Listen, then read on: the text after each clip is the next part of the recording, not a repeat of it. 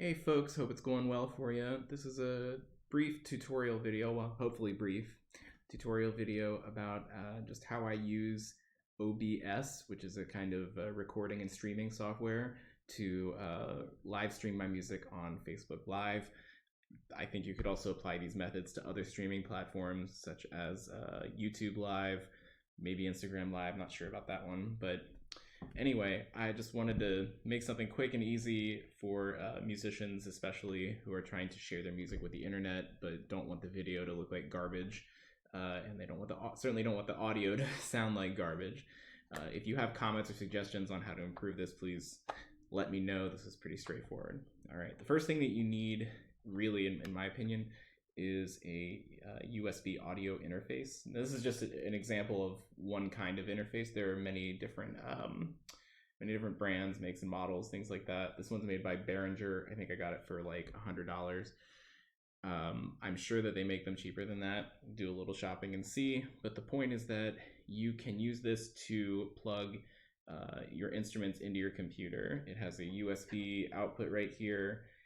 It just connects to your computer via the normal USB port that is on pretty much every computer these days. And then here and here, here, you've got some inputs for 1/4-inch cables, XLR cables, so you can plug microphones, keyboards, guitars, basses, whatever. A lot of them have a switch for phantom power also if you have a microphone that needs phantom power. But this will help ensure that your computer can record the audio well with good quality. The built-in microphones on most computers, especially laptops, don't do a great job with acoustic audio. So that's part one. The other part is mostly dealing with software, which I'm going to show you now. I'm going to switch over to OBS software, that's redundant, I think. I think the S in OBS stands for software. Anyway, I'm gonna switch over to that. It's gonna look a little weird for a second here. So right now, this is OBS. I'm using OBS to record this video, and so the preview window is showing the window, which has the preview window, which is showing the window, the window, the window. It's like infinite mirrors out of a Orson Welles movie or something. I'm just gonna, I right-click in the middle of the screen and disable the preview option to turn that off. So yeah, this is OBS. This is what I use to record things. So you can download it. It's free. It's very robust software. I'm not getting into nearly as much depth as I could about all the things this software can do. But once you have that downloaded, you're gonna need a stream key from Facebook or from whatever live streaming service you're intending to use. What I'm doing here is streaming through OBS. That means that OBS is recording my audio and video, and then it is sending it through the magic internet to Facebook or YouTube or whatever as a live feed, and then that feed is visible to people who are using Facebook or YouTube or whatever platform. But in order to have the connection between OBS and, in this case, Facebook, I need to use the stream key to give OBS access to Facebook. Now, your stream key is really important, and do not share it with anybody, because anybody who has that key can get on your channel or feed and just broadcast whatever they want. So it's important that you keep that secret. All right. So the way that you get your stream key for Facebook is you're going to go to facebook.com/live/create, and you'll get something like this. You'll get a page like this. It might change by the time you try it, because Facebook is always changing their stuff up. But you should see some option like this, create live stream. I'm not going to click it because then my stream key would be visible to all of you, and I'm not sophisticated enough a user to hide it. But you'll click this and you'll get a setup screen for your stream. All you need at the moment when you're first starting out is to click this and look for your stream key or your stream ID. Once you know where that is, you can go back to OBS. And before I get into too much detail about the stream part, I want to look at this part at the bottom of the screen here, which is how I manage the hardware and connections to the computer. I'll start right here in the middle. This is the audio mixer. All of these windows are detachable. You can drag them, move them around wherever you want. Put that over here for now. You can resize them. So this is the audio mixer, and you can see the green bars moving. That's currently getting just from my laptop's built-in microphone. When you have your USB interface plugged in, you can tell OBS to grab the audio from that.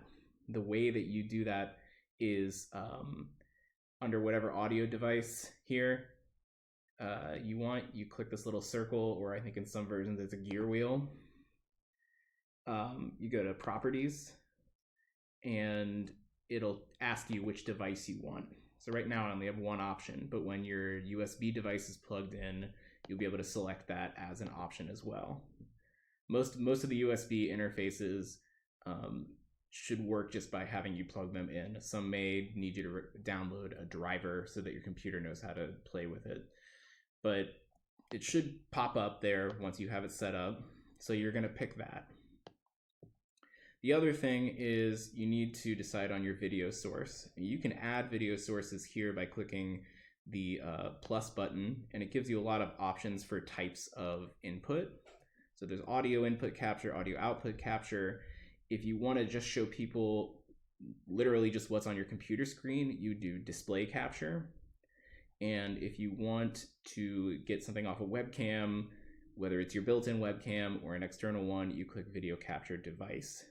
The thing is you can add as many sources, video sources, as you want here. You can see over here, it's a little small on my screen, but there's these little eyeball icons next to each one. So that's to activate or deactivate the feed. So if I turn on the one next to video capture device, for example, and now I'm going to enable the preview, I'm going to turn off the display capture, and here I am again. All right, so you can turn those on and off, and you can even do it live when you're recording your screen, which is pretty cool. Anyway, that's how you get the video going. So from there, I'll show you over here, you've got some options. Start streaming. In this case, it says stop recording because I'm recording. So if I wanted to start a recording, I'd click there. There's studio mode, which I don't really deal with for these purposes. You can learn more about that one on your own. There's the general settings for the program, and then you can exit. So when you're ready to start streaming, when it's all set up, you're going to click start streaming, but you're not ready yet because you need to configure the software to play nice with the streaming platform. So to do that, you go to tools up here at the top and you click auto configuration wizard. It's the first option on the tools menu.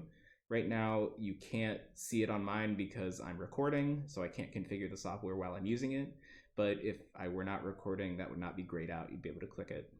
When you click that, it's going to take you through a process where it'll ask you some questions about what you're using the software for, whether it's streaming or recording, and it will ask the resolution of your device, your video device. So that's information you can find. It just depends on what you're using. For example, my separate Logitech webcam has a different resolution than my computer screen.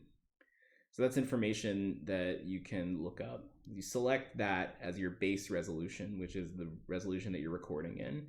And then there's going to be an option to say which streaming service you want to connect to.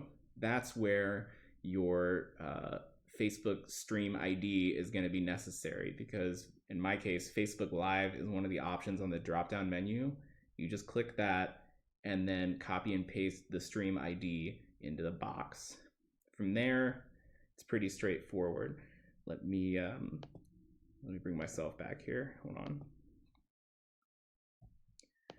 So from there, it's pretty straightforward. The auto configuration wizard will take care of most of the setup for you. It will also send a test stream to Facebook Live.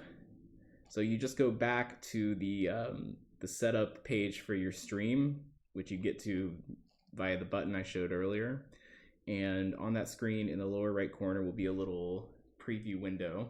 that shows what it's getting from your computer, and the computer will send some test images, some test audios, test whatever to just set it up, and from there it'll determine the bit rate for your audio and for your video and all that nuts and bolts stuff that you probably don't want to worry about just because you want to play music. Once that's set up, you're ready to go pretty much. You can click start streaming, which I'll show you again. Start streaming, it's down here in the corner. Once you click that, it'll start sending whatever you want to Facebook Live or YouTube Live or what have you. And that's pretty much it. That's basically all I do. I will add another note. Whoa, that was cool. It disappeared into space. I will add one other note, which is that for most purposes, a simple interface like this is just fine. If you want a little bit more control over how things sound, you can also first run your gear into a mixer and then run the mixer's output into this thing's input. From there, it takes a bit of fiddling around because you may have several places to adjust your volume and gain and maybe even EQ, things like that, which is a topic for a different video. But yeah, that's the long and short of how I do things. So I hope that this helps someone somewhere out there in Magic Internet land during this time of social isolation and hopefully amazing creation from you. So take care. See ya.